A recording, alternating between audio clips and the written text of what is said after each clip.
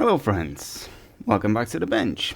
Our patient today is this 2008/2009 Subaru Outback, which has a little damage over here that looks like it was eaten by a mouse, but it's probably some kind of chemical that spilled on it, and it's hard to say. Or maybe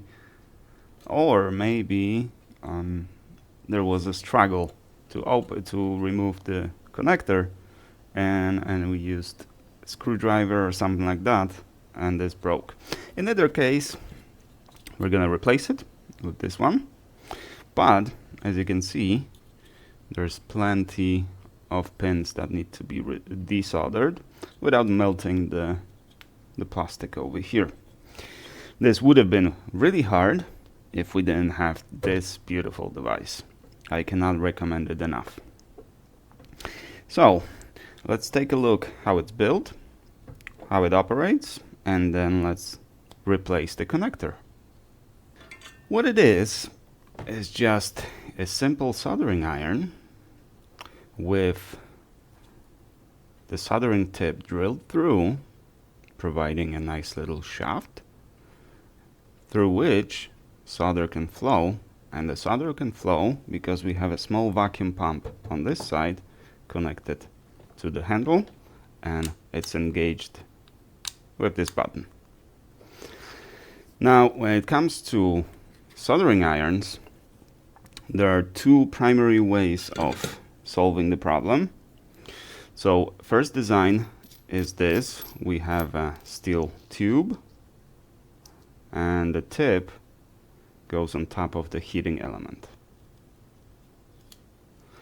But this is a very cheap design, very affordable design, so you can buy these very cheaply, the tips as well. But the thermal feedback is slightly delayed because the feedback doesn't go from the tip itself. The thermal feedback is here, not here. Which means after the soldering iron says that it heated up to the temperature you want it, there is going to be a slight delay before the tip actually heats up. Very important to know when you use these. These, on the other hand, the thermal feedback is right inside the tip. So it heats up a lot faster, and it holds the temperature a lot better than these. Now, in this design, it's very similar. We have a steel tube that covers our tip, which goes on top of the heating element, like so. Come on. Which means, again, our thermal feedback is here, not here. So there's going to be a slight delay. However, in this device, you don't have to be aware of that, because this device actually accounts for that. Because think about it. All you have to do is just delay after you get your temperature up to the temperature you set. You just have to wait a little while for the tip to have the same temperature. So this device, it just simply waits about a minute after it heats up. It waits for the tip to heat up. Very simple solution, very brilliant. Our operational manual is in English, and it's a very well written manual. Extremely well for devices like these. This one I acquired for less than $130, so it's not a huge investment, and it works great. We'll see in a second. But our manual starts first with explaining what everything is called, right? So we have a nozzle, steel tube, fastener, filter tube, tube release, and so on. So when our procedures for operation are explained, that terminology from first page is used. So you never have to guess. You don't need more than one picture. This one picture explains everything, and the rest is just refers to those. So that's very well written manual. Everything you need is here. Now, the first paragraph of the documentation tells you that PHT, that's the indicator that the machine is preheating. And this is first thing that you're gonna see. Once you turn it on, you press the button and it says PHT over here. So the first paragraph explains that. And the rest is relatively simple. You can set the sleep mode, automatic shutdown timer, switch the temperature between Celsius and Fahrenheit, and you can calibrate the temperature. And cleaning and replacing the nozzle, all of that also explained with nice pictures. Very simple, very effective manual. It's one of the best manuals I've received to electronics repair devices. Crazy. Now, what we also get is a whole bunch of rods for cleaning the shaft, cleaning the tip. Two of these again, wider and thinner, or thicker and thinner. We have two replacement springs that collect the solder and flux and stuff. Two replacement seals for the desoldering tube. We have filters and filled. So the filter goes over here for our vacuum pump, so no particles get to the vacuum pump. The whole tube replacement, along with the little nozzle that goes over here, and we have one replacement nozzle for the heating element. So basically we have at least one spare part for everything, and in some cases two. We have all kinds of cleaning supplies that we will need eventually. So the device comes in the state where you can just start working on it, and you can work with it for, I'm guessing, months or even years before you need to order anything extra for it, because it comes with a lot of replacement. In this price range, it's amazing. Now, very quickly, how do you clean it? How do you open it? There's a release. You just push it here, pull this guy out. That's pretty much it. And our solder collects here. There's not much in there right now, but this needs to be cleaned after. Well, we're gonna have to clean it after this job, definitely. And again, just push it in onto the shaft, put it in place, close, and that's it. So let's turn it on. I have it set to 380, which is the lowest temperature you can set on it. The temperature is going to start rising, which heats up our heating element here. Yeah, it's already hot.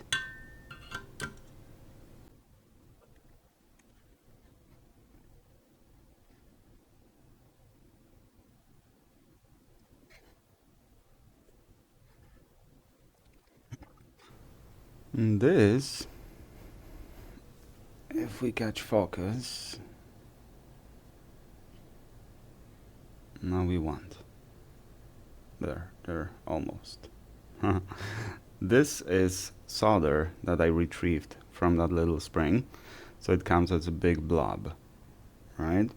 In the soldering pump, you have to work with each cycle. You have to remove a little specks of solder, which gives you a lot of solder dust, a lot of solder particles. And this one comes in as a nice little blob. Now our temperature is up and it's blinking, right? If we press the button, it says PHT, right? Because now we entered the period where the heating element went up to 380, but the tip is not hot yet. So this is what the machine accounts for. Now it's waiting. It's just holding the temperature, which is indicated by this dot over here.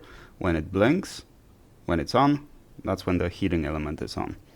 So now it's just blinking, keeping the 380 on the heating element, but it's waiting for the tip to also rise to that temperature.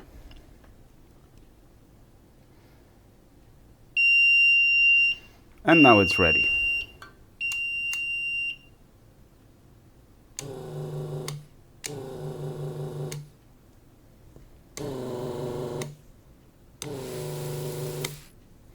There you go. Now, let's prep the desk to desolder the connector.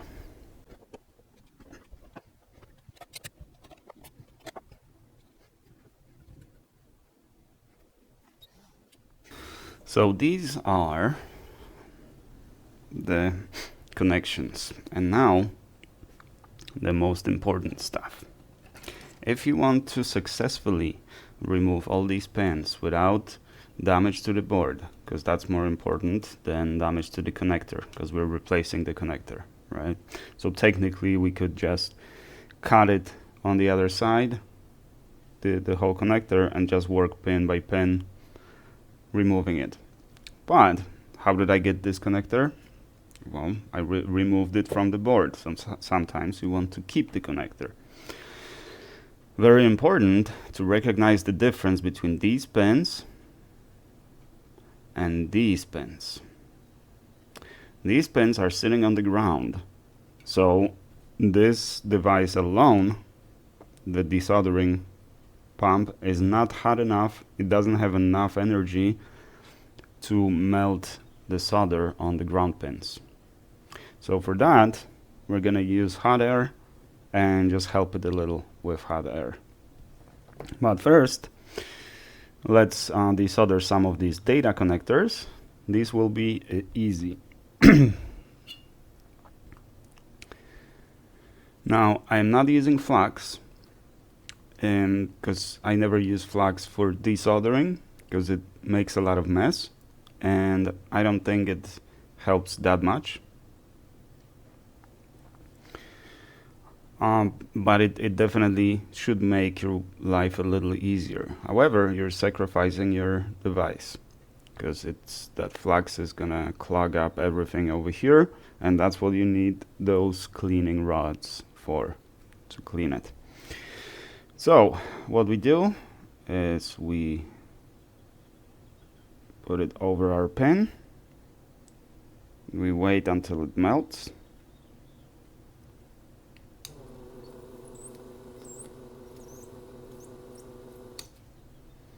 And it's done. So with data pins, it's very easy. You just need to be patient. So what I do is once I place it on, I move it a little to make sure that my pin has been dislodged. So you can feel that the pin is bending. That's when you turn on the pump. If you turn on the pump too early, then you will remove just the top layer of solder, and the solder at the bottom of the pin will remain, and it will look something like this. It's not that I turned it on too early, but this one requires more heat. See? It's not letting go. So we need to heat it up.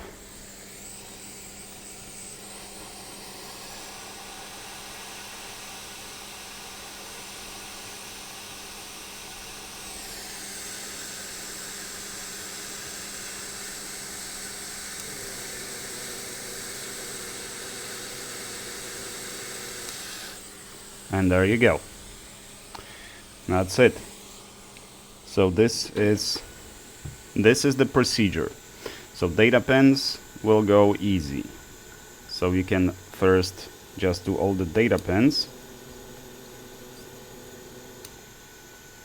like so, and then move on to the ground pins with header.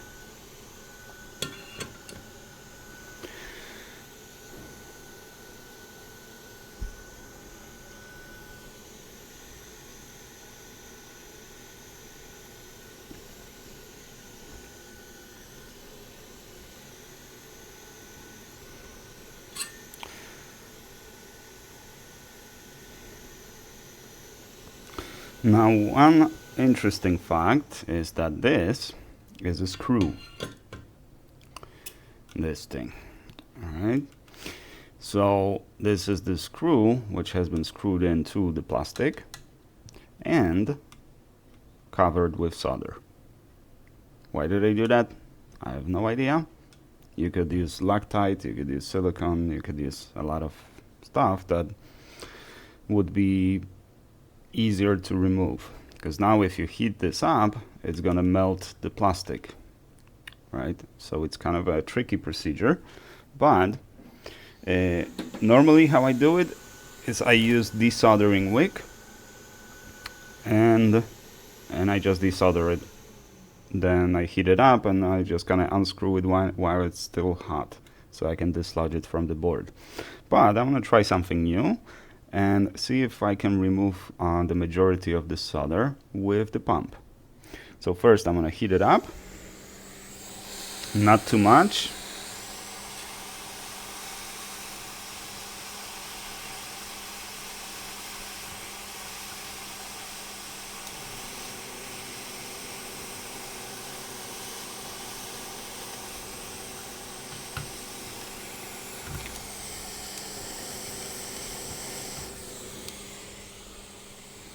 And you can almost see the screw now. And there's also some flux on it. That is interesting. Now to remove the solder off the surfaces like that, the desoldering pump needs to be placed like this, so it lies flat on the board, so you can use the suction and suck all the solder. As you can see, it's not easy, but we can just do this. Let's heat it up again until it lets go.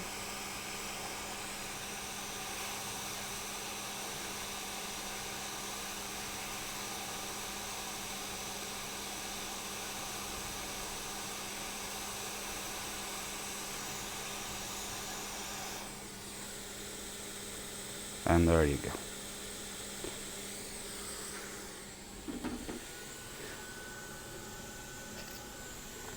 That's one way to do it. As I said, I usually use the solder wick first, but this didn't really need desoldering wick. Let's do the other one since we're already doing this. So first let's heat it up, remove some solder.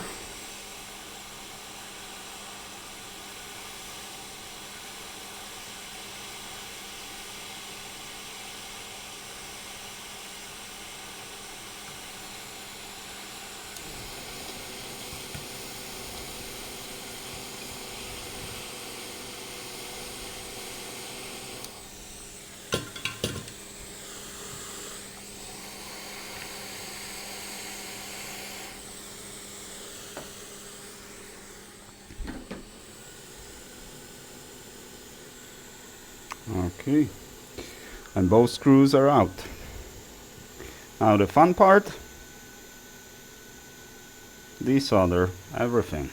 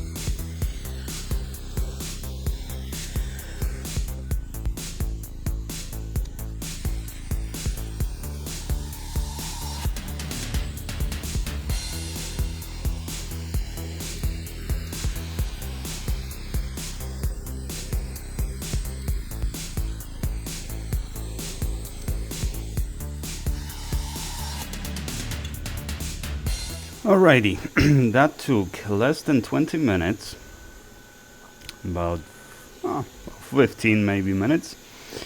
My nozzle clogged twice, and unfortunately the first time I didn't notice it, and I was pushing too much heat to the board because I thought that was the reason. The temperature wasn't high enough, but the reason was that the nozzle clogged, and so it stopped sucking.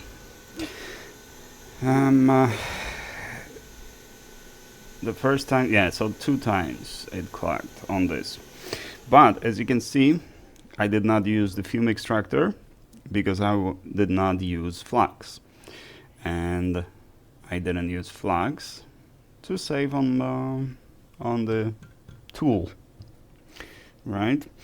So now, let's see, do we have any signs of melting anywhere?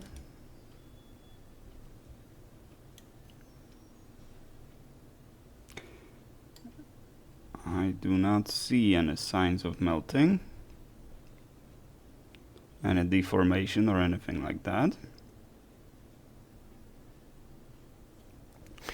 Now the procedure is, we could just try to pry it out, but it's safer if you just take a flathead screwdriver. That usually works the best. This one's not flathead, but check if every pin is loose. Like this one is not.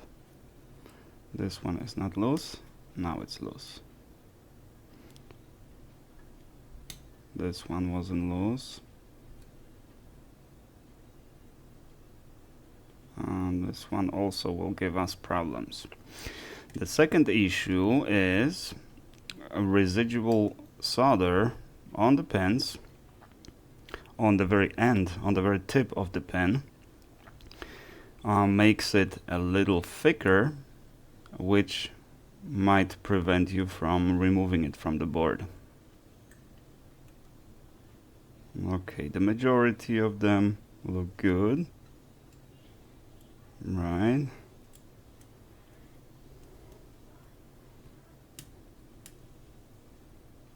Yeah, all good. Oh, this one's now it's free. So if I push on it a little bit, that should dislodge it. But this one could use a little bit more suction power, I think. So if there's any residual solder on the pins, that will make it hard to remove. And if you want to remove the connector, if you start prying it and one of the pins is still holding, it'll just deform that pin and your connector is gonna be not great.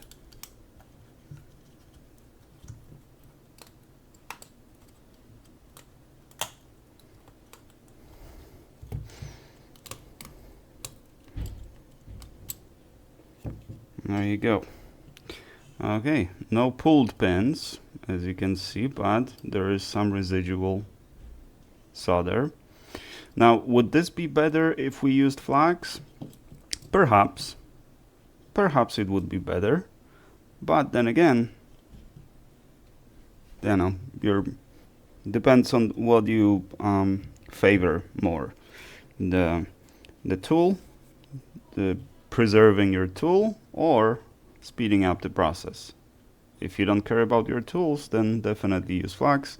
Then you also need to use fume extractor, because once the flux starts burning, and it will burn, so probably don't use RMA flux because they burn a lot quicker. Maybe NC, maybe some other kind, synthetic flux. So that would speed up the process, but you need fume extractor. And as far as the tool, it will require you to clean it a lot more, and probably because once the flux and solder mix under high temperature and flux burns along with solder, it creates this very weird composite material, which is really tough to clean. You can't easily heat it up because there's plenty of solder, and this is lead-free solder that we're removing here. And burnt flax, which is tough to remove even with 99% IPA.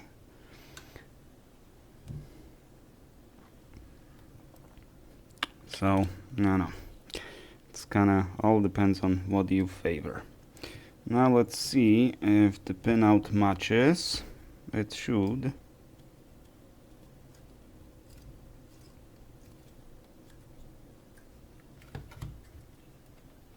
Okay.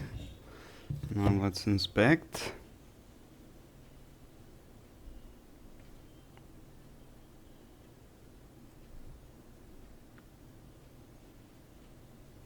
So we don't want to see empty pins, empty holes, because that would indicate that our connector is different, and we want to see them all sticking through, like so. Okay, well, the rest is pretty easy. The rest of the procedure, all we have to do is just solder on each one of these, and our ECM is done. And of course, 2 screws that we can probably just replace right now. Let's see.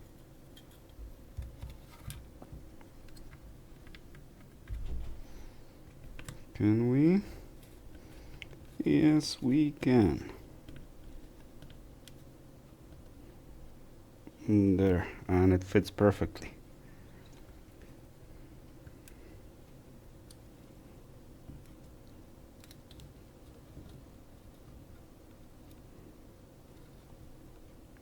Okay, now all that needs to be done is to be resoldered. Now, as you can see, it holds very nicely with those 2 screws. So we haven't melted it enough to make the hole too big so the screw doesn't hold it. So remember that when you heat it up, don't pull the screw, otherwise it will not work anymore, or it will just not hold anymore. When you heat it up, start turning it, and that should dislodge it. Don't heat it up too much, just enough to remove some of the solder and just enough to dislodge the screw. And it needs to be a quick procedure, because if you heat it up and you leave it there, that'll just continue melting the plastic. So you don't want that either. 25 minutes to replace the connector. This was the procedure that I offered before, and I had to charge a lot of money for it because I was using this. And it would take about 2 days because I could not do the entire 4 connectors on one day. So I would just do 2 on one day and 2 on the other day. Plus I had to use flax because I was using hand pump. And not to mention that after a few cycles like this, it gets really hard, and gets even harder because this one's actually better. I like this one more, but this one requires even more strength because it's a lot stronger. And with these, since you're working with pretty rapid shock over here, you can easily remove the pad from the board with this, because the pressure is just really, the pressure difference is just really high. There, it was slightly open. It's gonna need cleaning pretty soon. Now the final tool that you could probably use is this one. It's the combination of this tool and this tool. Let's open it and see what's inside it. I haven't opened it yet.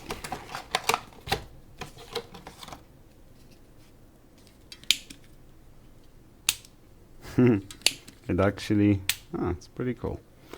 Now, how do we remove it to clean it?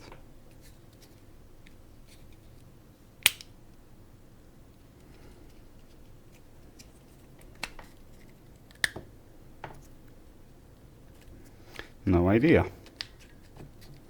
It's got to be removable so we can clean it. I think the idea is not that great. The nozzle is really big. The hole in the nozzle is really big. I don't think the idea is that great because this actually feels pretty good.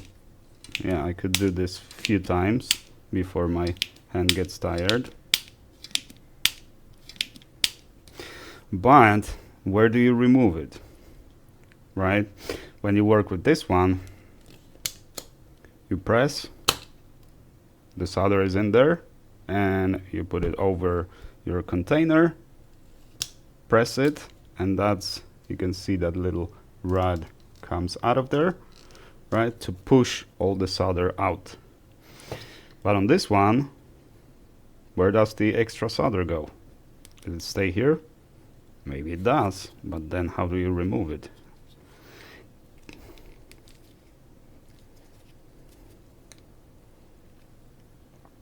It's very interesting. Very interesting. I don't know if it even works, but it is 30 watt. 30 watt heater. You're not gonna desolder much with this tool. No, this, I think this is useless. I got it from China for like ridiculously low amount of money. Something like, actually have it here. Well, actually $14. It's not insignificant. I thought it was closer to like $5. But $14, $130. Not recommended. Very much recommended. Very much recommended. Alrighty. Oh, and we have a replacement nozzle and the cleaning rod as well. Interesting. I will look into that. But that's gonna do. So this is our connector we removed, eaten by a mouse or something. and we have a nice replacement over here. All we have to do is resolder it and we are done. So it is still hot, so I'm not going to be able to see what's inside there right now, but I expect it's going to be a nice little blob like this one. And since there's, let me show it to you here. Right? Since there's no flux, this is all lead-free solder. And you might say that it creates interesting shapes.